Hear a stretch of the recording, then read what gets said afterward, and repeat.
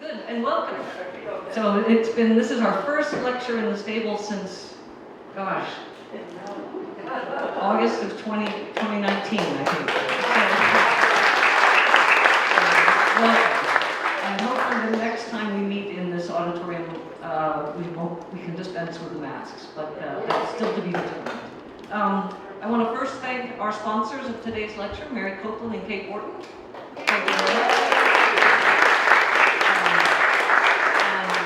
And now it gives me great pleasure to introduce today's speaker. Many of you may know that June 19th is Beatrix Farrand's birthday. Today we're celebrating her 150 years. And we're celebrating it with Judith Tankard, the author of Beatrix Farrand, Garden Artist, Landscape Architect, which was published by Monticelli Press this past March. Judith is a landscape historian, preservation consultant, and the author or co-author of 10 books on historic gardens and garden design. She taught at the Landscape Institute at Harvard University for more than 20 years and has served as a board member of the Beatrix Farrand Society. So please join me in welcoming Judith.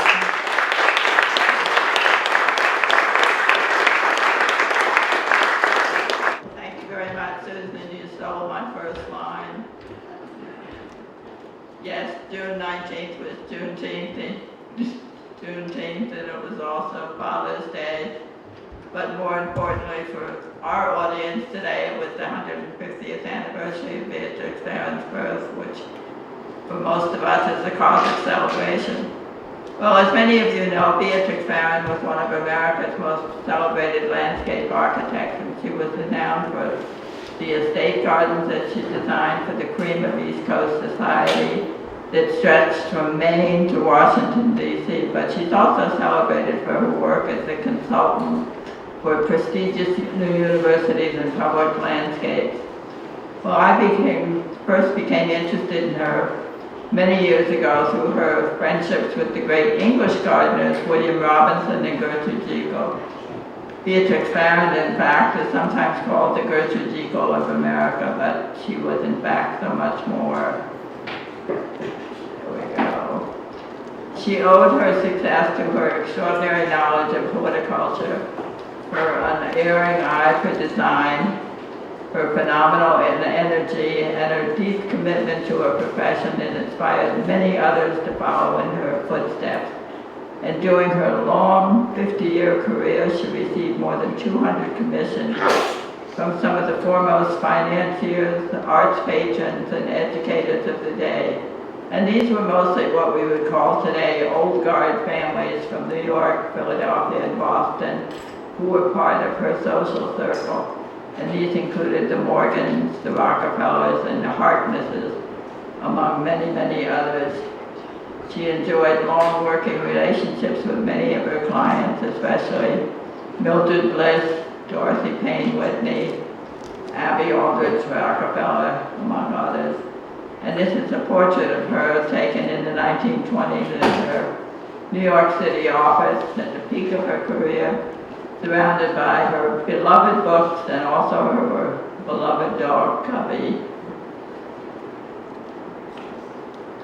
Well, she was born in 1872, June 19th, and embarked on her career in the 1890s when she was in her early 20s.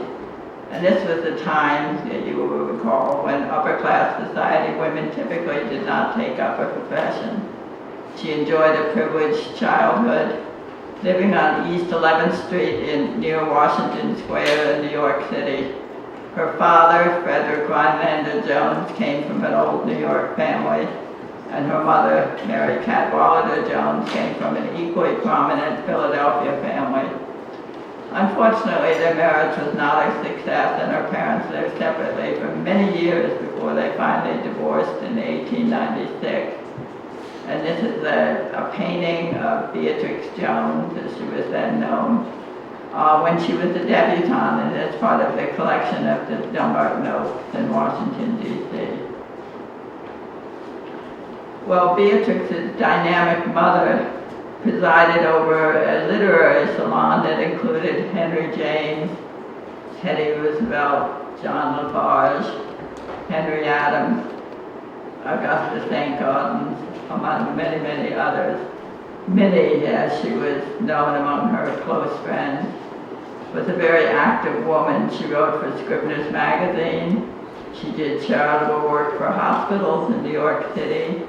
And she later, of course, was assistant to her very famous sister-in-law, Edith Wharton. So as a result, Beatrix Jones was very well versed in literature and the arts. So it's not surprising that early on she rejected the idea of life as a society matron. And this was just, in my estimate, perhaps based on her parents' unhappy marriage. She decided on a career as a landscape gardener in the hope of generating some income. But since there were no formal courses in landscape arts at the time, she studied horticulture privately with Charles Sprague, Sergeant of the Honorable Arboretum, the first director of the Honorable Arboretum. And he also was a family friend of Mary Cadwallader Jones.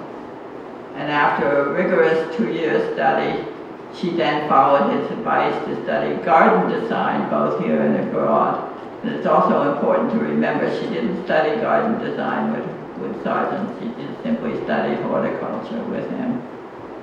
So in 1895, Beatrix and her mother embarked on a 4-month journey visiting gardens all over Europe, such as, just picking one here, Jardin d'Essai in Algiers, which had been created in the 19th century by the French government as a testing ground for plants. The Indian fig trees that we can see in this contemporary photograph by Country Life magazine, even in the 19th century, were huge at the time of Beatrix Jones's visit. During this 4-month trip, she also studied the finer points of garden design, and she kept famously a garden notebook of her observations about many of the places she visited, including the famous Italian villas such as the Villa Gambaria at the top, obviously, and the Isola Bella. Her visit to the Gambaria in 1895, for those of you who are knowledgeable about Italian villas, predated, of course, the famous water garden that we all know today. But in her notebook, she criticized maintenance issues and design errors and elsewhere. So right from the start, she had a good critical eye for design. It's also interesting to note that for this particular trip with Minnie, she came armed with a copy of Charles Platt's recent book on Italian gardens. But one is also left wondering how much influence Edith Wharton had on this trip. She was also captivated by the grand formal gardens of André Lenox in France, such as the sweeping parterres at Versailles and Vaux-le-Vicomte. And years later, she would write about André Lenox in Scribner's Magazine. The European formal garden tradition, of course, was all the rage in American estate gardens at the time. So in England, she visited Gertrude Jekyll's famous garden at Mount Wood. But whether she actually met the woman is unknown. It's never been said. In 1895, for all of those of you who know your Gertrude Jekyll history, Gertrude Jekyll had not yet written any of her famous books. Her first book came out in 1899. So it may possibly have come about to an introduction through Charles Sprague Sargent. Gertrude Jekyll was writing, however, for many of the garden magazines. She was, of course, renowned for her distinctive style of planting and broad washes of color, such as these incredible aster borders that she had at her garden at Munstead Wood, rather than in the regimented patterns that were popular during the Victorian era. Her borders were often arranged in what we call cool and warm colors, and this was yet another theme that Beatrix would adopt in her own garden. Well, it goes without saying that Gertrude made a great impression on Beatrix, who later had the opportunity to acquire her archives in 1948 and later donate them to the University of California at Berkeley, where Beatrix's archives are today. Well, during this trip, she also visited Graveside Manor, which is the famous home of the gardening expert William Robinson, and as probably a number of you here in the audience today know, it's a famous country house, Relais Chateau Country House Hotel. Robinson wrote a number of books, including The English Flower Garden and another one called The Wild Garden, one of his best books. It was published in 1870.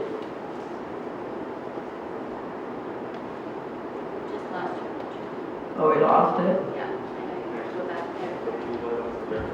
The front. Well, we'll just have to talk about it. No. And what happened to it? Well, anyway, Robinson popularized the idea of working with native plants, which is another theme that Ferrand would incorporate in her own work. As a matter of fact, she was a genius in weaving naturalistic landscapes into classical design framework, as she did in her masterpiece, Dunbar Notes, which we'll talk about a little bit later. Well, on her return to New York after her wonderful trip with her mother, Beatrix then launched her career as she called herself, a landscape gardener. She didn't want to call herself a landscape architect and be associated with men. She began accepting small commissions from friends and family. And she also began writing articles for Scribner's magazine and also Sargent's publication called Garden and Forest. Also at this time, she began assembling a serious garden library and became a deep scholar of garden design. It's interesting to note by the 1950s, she had well over 2,700 volumes in her library.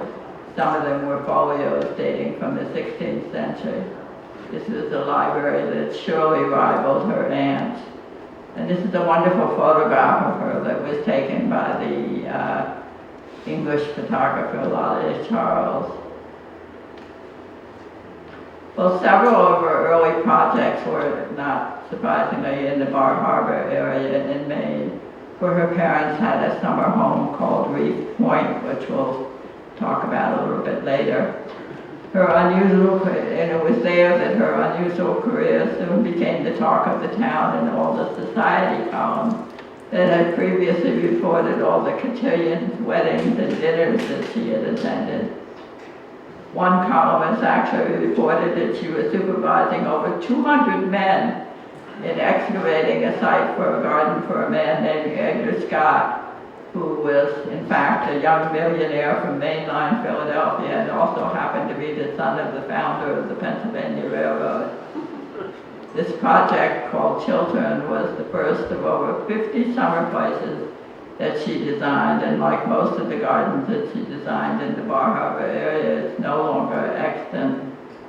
Well, it turns out that publicity about her work, such as this beautiful little sketch for a lich gate in Seal Harbor, the articles that she began writing, and not for nothing, her patrician background led to an invitation in 1899 to become a charter member of the American Society of Landscape Architects. So today she's recognized as the first woman to maintain a successful landscape practice and also to rise above the invisible line between garden design, to which women were often restricted in the early days, and landscape architecture, which was then, as I said, a field that was dominated by men. Well, unquestionably, Edith Wharton, who, as you all know, was her father's sister, was an important early influence on her career. She introduced her to her friends in Newport, for example, such as the architect Ogden Codman, with whom Edith had written, of course, her book on the decoration of houses. Beatrix collaborated with Codman on a design for a trellis at Land's End, which was Edith's Newport house, shown in these beautiful unsigned watercolor sketches that are in Ferrand's archive at UC Berkeley. Well, Beatrix was also involved in a couple of Codman commissions in Newport. Guess what? So in 1900, young Beatrix also advised, we use the word advised, on the grounds of the Mount, but notably her contribution was limited to the magnificent entry drive and also a large unbuilt Lenox-style kitchen garden. I don't have a slide of it, but it's a beautiful drawing that's included in my book. Not unreasonably, it was never built. So young Beatrix capitalized on the seasonal rovings of her social peers as they traveled from resort to resort, Newport, Bar Harbor, or Long Island in the summer, the Berkshires and Tuxedo Park in the autumn.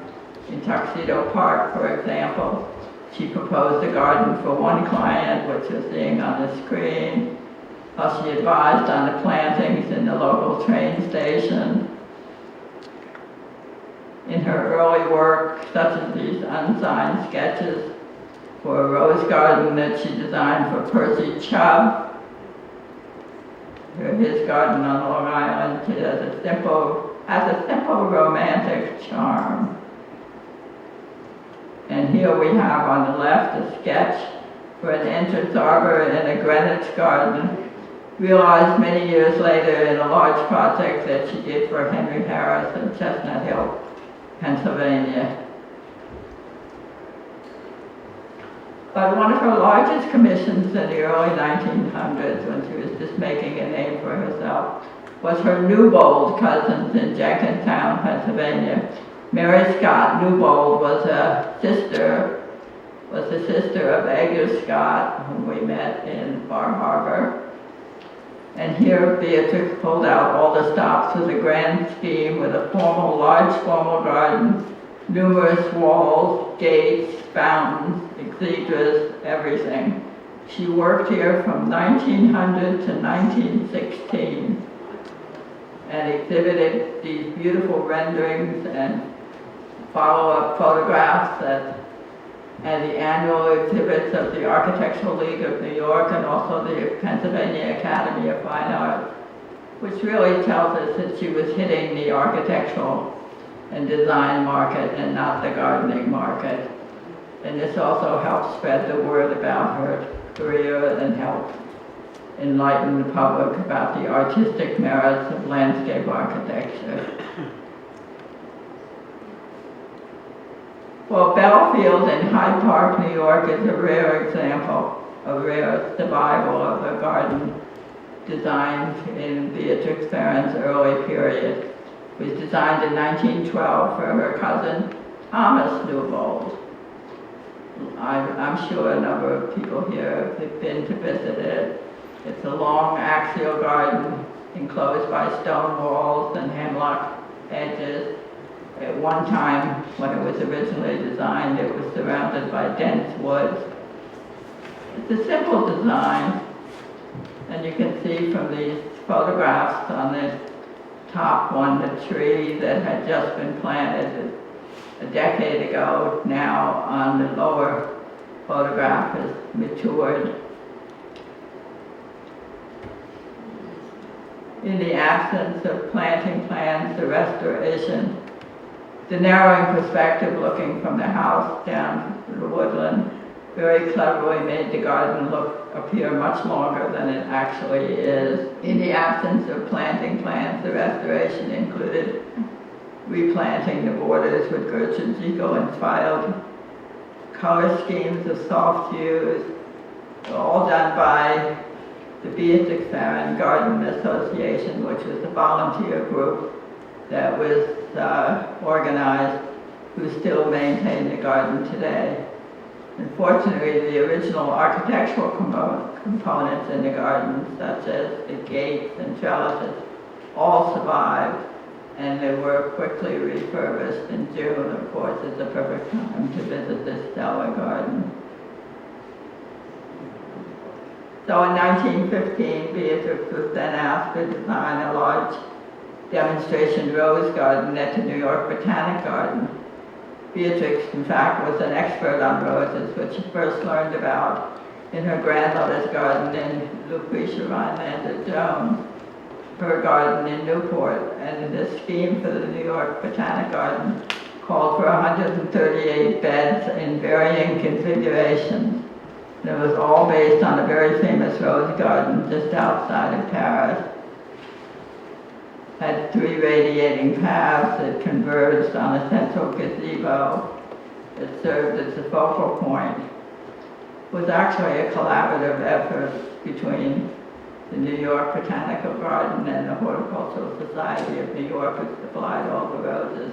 But unfortunately, due to financial reasons, the garden was never fully installed until many years later. And these are her original sketches where she proposed a gazebo. You can see the enclosing walls and many other details, all of which were left unbuilt. And the garden unfortunately languished for many years. However, the good news is the garden was revived in the 1980s at the suggestion of Beth Strauss, at which point Ferrand's gazebo and walls were built, and what a difference the gazebo makes. And thanks later to the generosity of David Rockefeller, it was then the complete restoration of the garden when it was undertaken, and it was then renamed the Peggy Rockefeller Rose Garden. And then a number of years ago, the garden was replanted yet again to include new cultivars as well as the historic roses. And it seems to me this is a garden that Ferrand would undoubtedly have loved to have visited herself. So in 1913, First Lady Ellen Wilson invited Beatrix Jones to design the East Garden at the White House, which is shown in this beautiful watercolor rendering. And the commission may have come through Beatrix's recent introduction to a young man, not so young man, middle-aged man named Max Farrand, who was a constitutional scholar. Wish he were here today.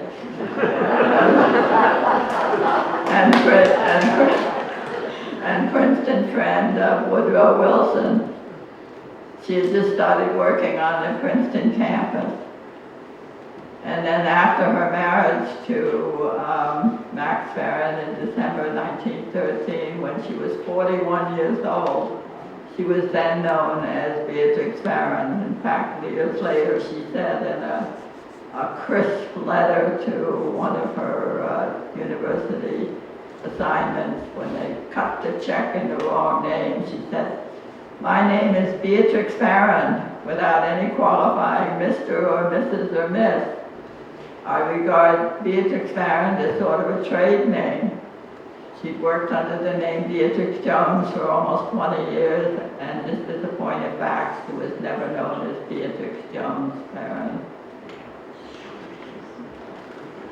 Well, after Ellen Wilson's untimely death in 1913, the garden was later installed by Wilson's second wife, Edith Wilson, in 1915, shown here in this color slide from the Archive of American Garden Collection. And as we all know, the garden has gone through many different transformations, one of the most famous of which, of course, is the Bunny Mellon Garden that's now on this site.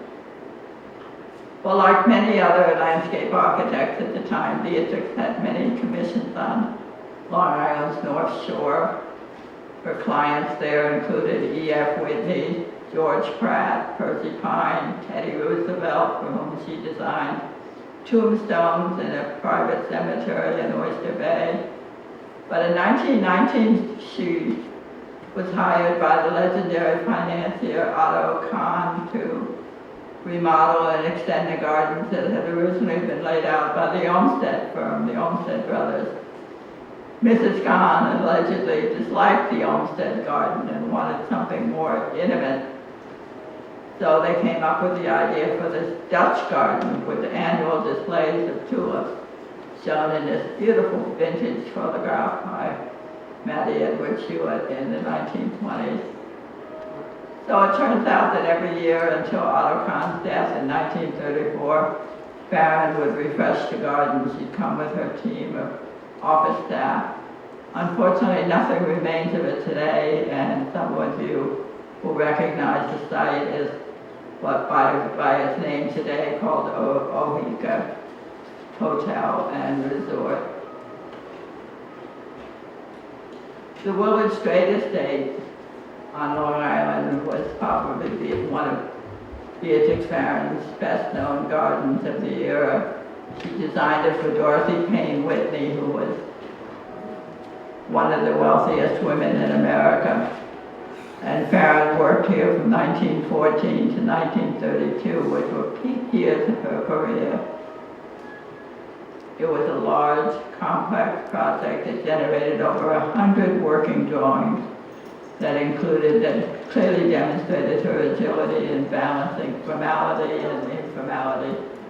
And if you look at this watercolor rendering, you see the centerpiece was an elaborate walled flower garden with a swimming pool enclosed by high hedges and Chinese-inspired bathing pavilions and pagoda-like summer houses. Unfortunately, little or nothing remains of this project today.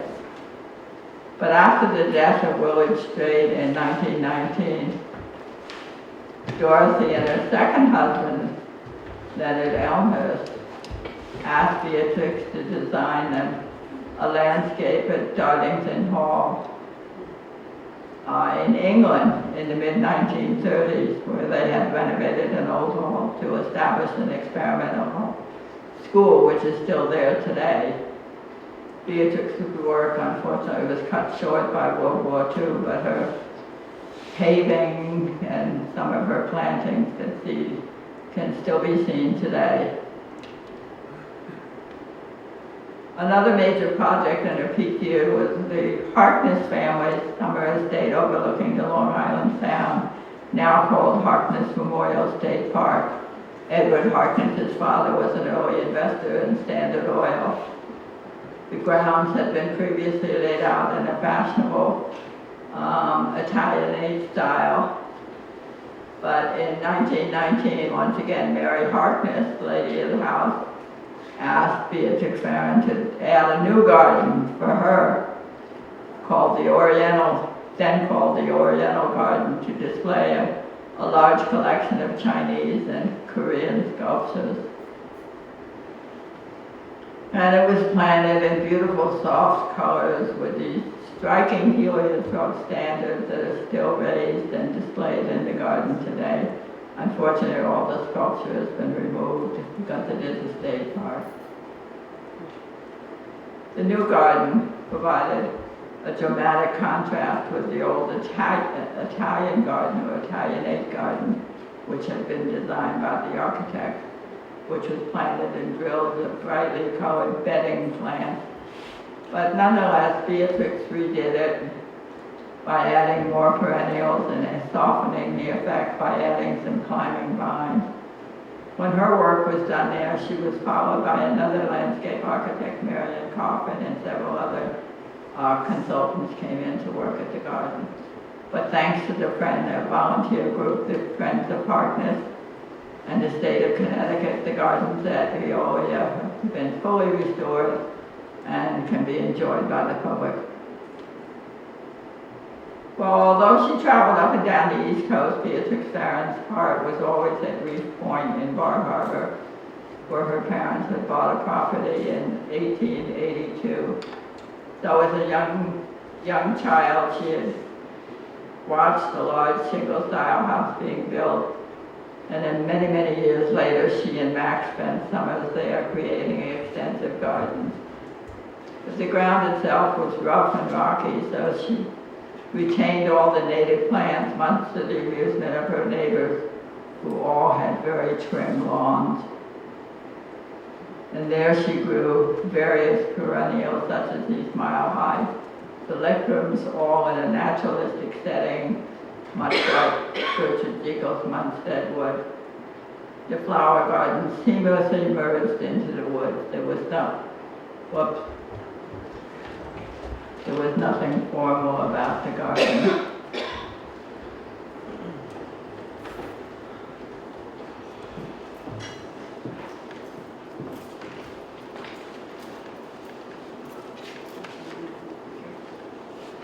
Something happening.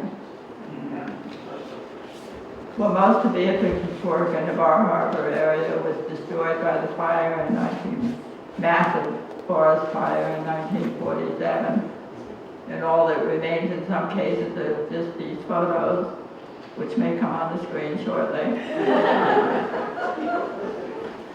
And one example is a garden that she designed for Louise Sadoway, who was one of 3 daughters of J.P. Morgan.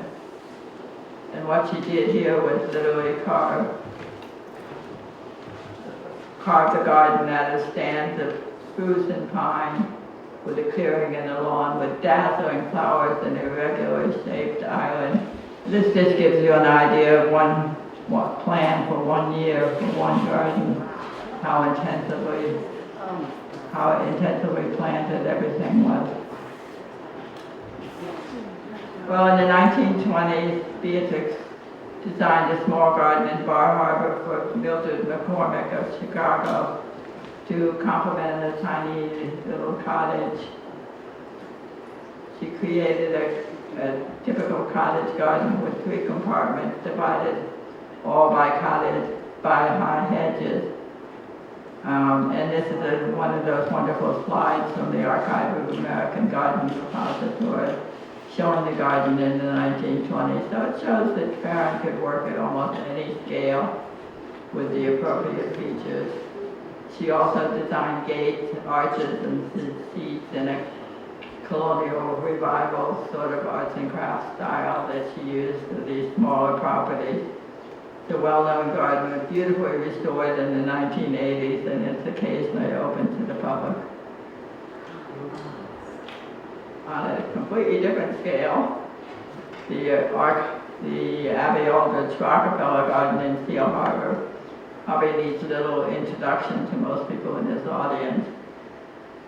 Undoubtedly one of Beatrix Farrand's most important gardens. Sort of an excellent example of her genius in spatial planning, detailing, plant expertise, and also its brilliant display of formality and informality. She worked with the Rockefeller family for 10 years, from 1926 to 1936. And then later on, she worked with John D. Rockefeller Jr. on laying out the carriage roads at Acadia National Park. So here's the garden that was carved out of a clearing in the woods, located a considerable distance from the large house by a path that meandered through the woods. And so against a dense backdrop, spruce and pine, Ferrand created a grand sunken flower garden, as you can see from this plan, surrounded by a high wall.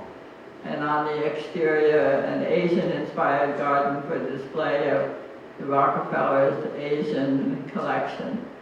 And then the main access, as you can see on the left, is called the Spirit Walk that runs parallel to the flower garden.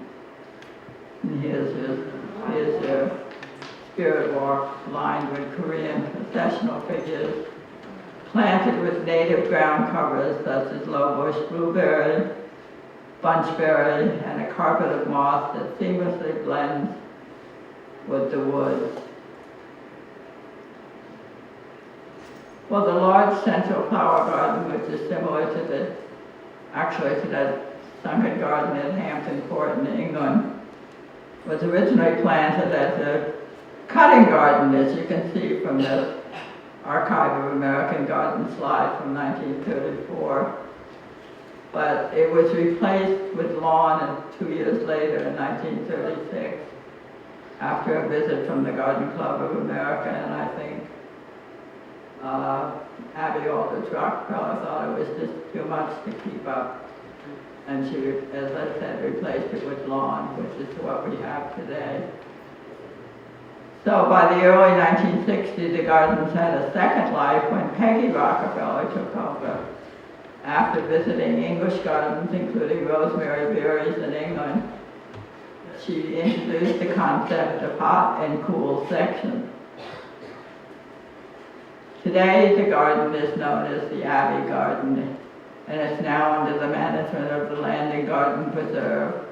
And the garden dazzles with a blending of plants and set against beautiful architectural features.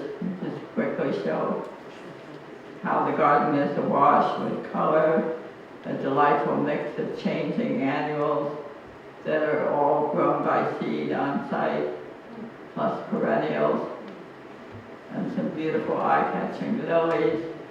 Garden is open July to September by reservation only.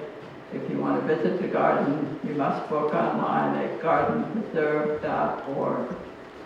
Immediately after this lecture, sign up. And so, at Dumbarton Oaks, which is considered her masterpiece, it was actually the natural landscape that dictated the design. We have formal terraces which surrounded the house, such as the Rose Garden, which we're looking at, and then more informal areas where the rough ground sloped down almost 50 feet. The more naturalistic areas down the slope, such as Lover's Lane Pool, are splendid examples of William Robinson's ideas. And there was the many magnificent old trees on the estate really dictated some of the Ferrand's design solutions. And also of note are some of the beautiful structures that were designed, such as gazebos. And one of the delights at Dumbarton Oaks, of course, is the system of walkways, such as the brick boxwood walk that we're looking at, that would lead from one area to the other. It's basically a green garden filled with classical elements designed by Ferrand, but also some of her successors, such as Ruth Hagen, all of which enhance the garden experience, including a series of custom designed benches throughout the garden. The garden, of course, is at its best in the spring and the autumn, with sweeps of color from ornamental trees and shrubs such as crabapple hill. But the blizzards were often away on a diplomatic circuit. They were never there in the summer. So green is the main color at Dumbarton Oaks.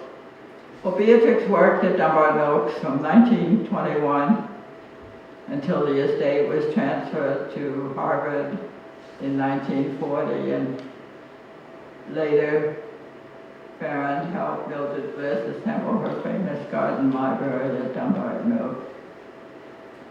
Dumbarton Oaks Park, which was once integral with Dumbarton Oaks, was donated separately to the National Park Service by the Blisses. In 1945, when it then opened to the public for the first time, it was considered one of the most beautiful naturalistic landscapes in America, and here we're seeing this beautiful vintage slide. And here we see Forsythia Gate, which was the gateway which separated the naturalistic garden from the formal gardens.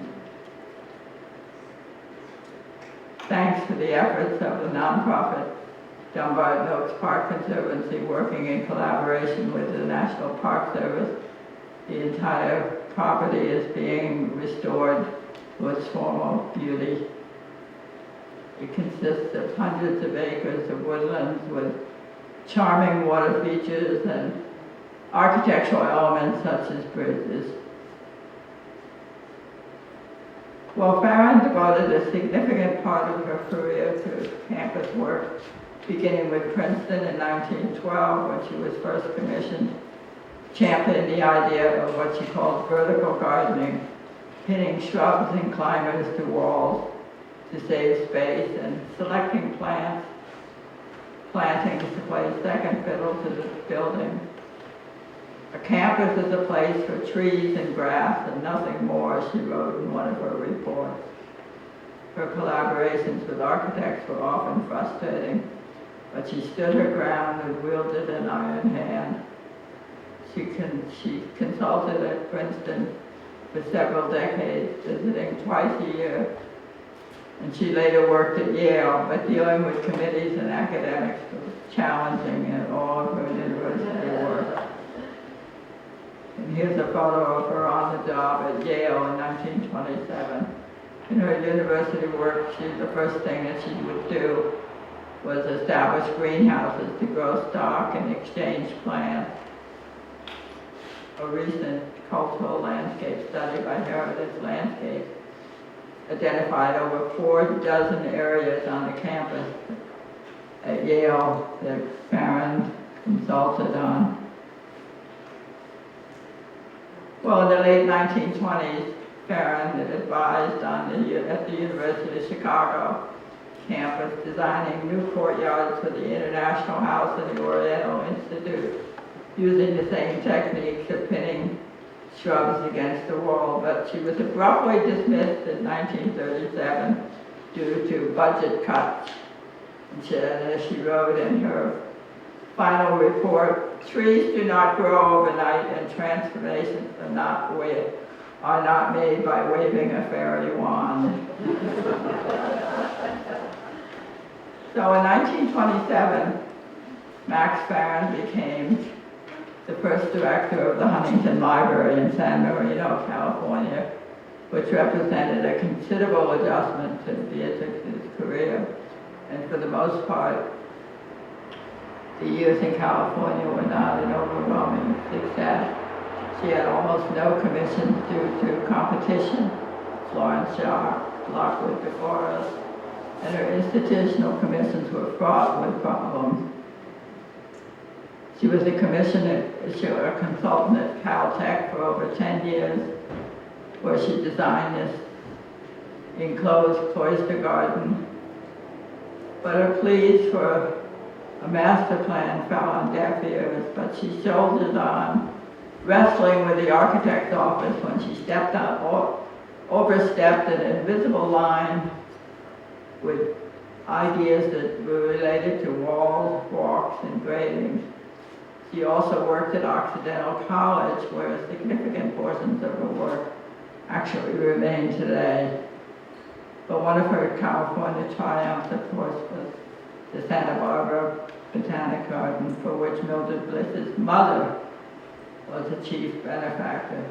But during her years of consultancy, she had brushes with Lockwood DeForest. But nonetheless, she offered good advice and helped establish a botanical library for them. Well, after Max's retirement in 1941, the Farrands retired to Reef Point permanently, but continued to spend winters in California. They began labeling plants and record keeping with the idea of establishing an educational center that they named the Reef Point Gardens Corporation, where the grounds, the herbarium, the library would attract students. And after Max Farrand's death in 1945, Beatrix continued with their plans. There's a wonderful photograph of the two of them with their individual chairs, libraries, and books, all at Reef Point. Well, Reef Point, I think most people don't understand, was a very large, complex botanical library. Its collection of Asian shrubs was considered the most comprehensive one north of the Arnold Arboretum.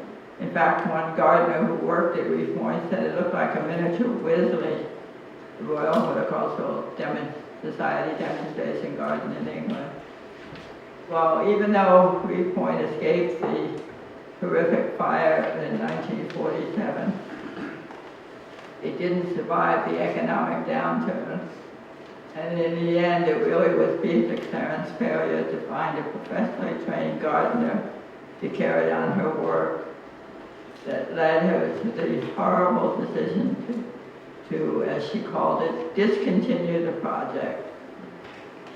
It's also good to remember that in 1952, she turned 80 years old. So in 1955, she decided to give her incredible library, her extensive herbarium, and a large collection of landscape land, including the gecal material, to the University of California at Berkeley. She vetted 10 other institutions before she decided on Berkeley. And this is a photo that was taken in 1957. It shows all of her books on display in the library there. So with all of her collections dispatched to Berkeley, she began emptying the house at Reef Point, and it's well to remember that it really was no longer a house, it was an institution. And then she dismantled the house because it was really too large for her. It had become an institution and had been renovated. But the good news is that their extraordinary plant collection, such as these azaleas, or this collection of azaleas in this early color photograph taken in 1949, were used to create 2 new gardens on Mount Desert Island that were created by Charles Savage. Astaku Azalea Garden that you can see on the left, and Thuya Garden on the right, both of which are in Northeast Harbor and are part of the Landing Garden Preserve, the Abbey Garden too. So in 1955, she moved to a place called Garland Farm in Bar Harbor, just outside of Bar Harbor, which was the farmhouse that was owned by her Reef Point caretakers, Amy and Louis Garland. And she hired her favorite architect, Bob Patterson, who had also worked at Dumbarton Oaks, to design a new wing just for her that incorporated the front door, floorboards, lighting fixtures, doors, windows, and all sorts of things that she had salvaged from Reef Point. And she also transplanted, whoops, we missed one slide, back. She also brought with her numerous perennials, collections of heathers.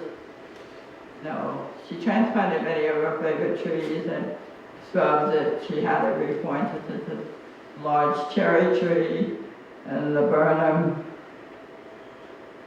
And at this time, she also designed a small terrace garden at the back of the farmhouse with Georgia style cool tones on her side that you can see on the left, and warm tones on her caretaker's side, with a library projection in the middle so they didn't have to see each other's sides. Vintage color photographs that were taken in 1964 that helped with the recent restoration. And she brought with her numerous perennials, including an outstanding collection of heathers. She first admired heathers on youthful trips to Scotland.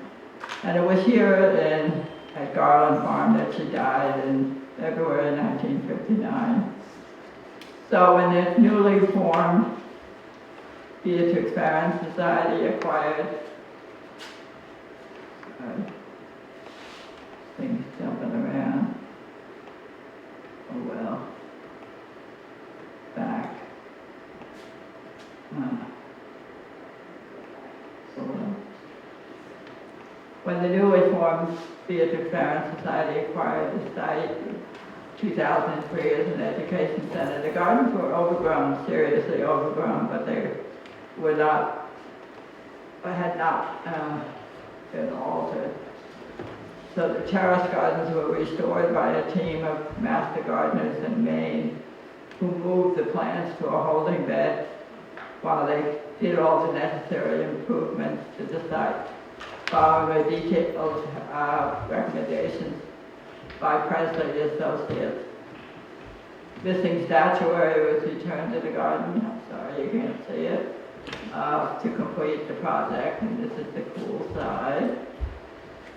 And this is the hot side that you can't see.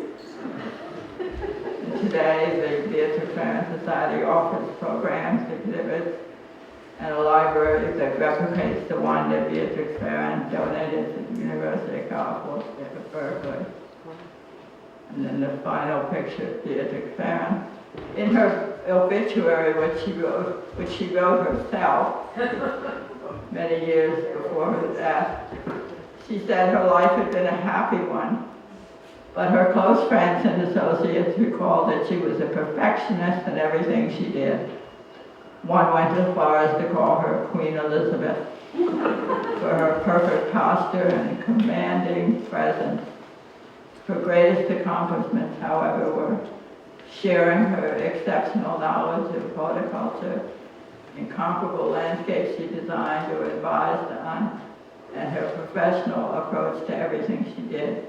She was definitely a product of Edith Wharton's old New York. I should just make one little comment here and just say the new edition of my book has many more projects, plus photographs showing current plantings, some of the restored garden, and also an updated list of commissions and places to visit. So thank you very much, and if you have any questions, I'll